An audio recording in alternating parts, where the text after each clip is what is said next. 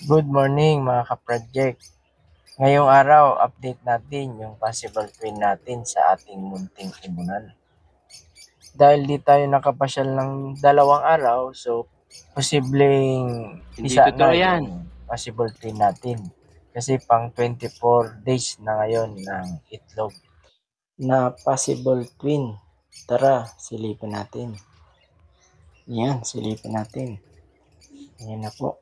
At hindi siya napisa. Dahil hindi napisa yung possible twin natin mga kapatid.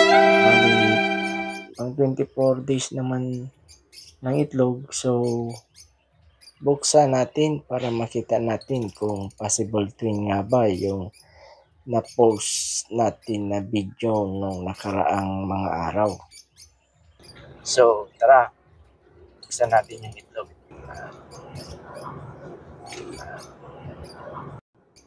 So, bubuksan natin para malaman natin na possible nga yung twin o yung kambal sa isang itlog.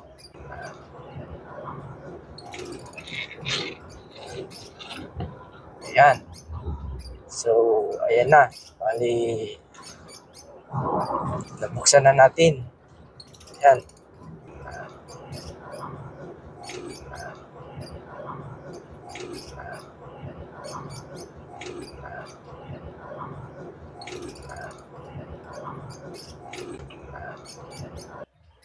Yan na nga po. Twin talaga yung laman ng itlog. So, napatunayan talaga natin na posible talaga magkaroon ng kambal sa isang itlog. Ang nakakalungkot lang ay hindi nabuhay yung twin o yung kambal sa iisang itlog. Pero, masaya pa rin tayo kasi napatunayan natin na posible nga na magkaroon ng kambal o twin sa isang itlog. So,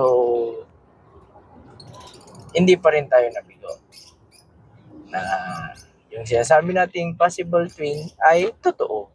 So, ang nakakalungkot lang, yung hindi nabuhay yung kambal. Sabi nga sa nabasa natin na very rare yung pagkakaroon ng kambal sa loob ng iisang itlog. Yung survival ng twin na ibon sa iisang itlog ay napakahirap na mabuhay dahil yung isang itlog ay para lang talaga sa isang ipon na yung pagkain, yung laman ng itlog, yung sustansya is good for isang ibon lang. Kaya yung survival ng twin sa isang itlog ay napakabihira ng mga buhay. So, di naman tayo umasa na mabuhay, pero at least napatunayan natin na posible talaga na magkaroon ng kambal o twin sa isang itlog. So, yan lang mga ka-project. At least masaya pa rin tayo kasi nagkaroon ng kambal sa ating munting ipunan. Yan lang po mga ka-project. Sana maulit-ulit yung kambal sa ating munting ibunan at mabuhay. Salamat sa mga nag-abang ng ating kambal. So, hindi nag-survive pero salamat pa rin kasi napatunayan natin na nagkaroon ng kambal sa ating munting ibunan. Yan lang mga ka-project. Salamat.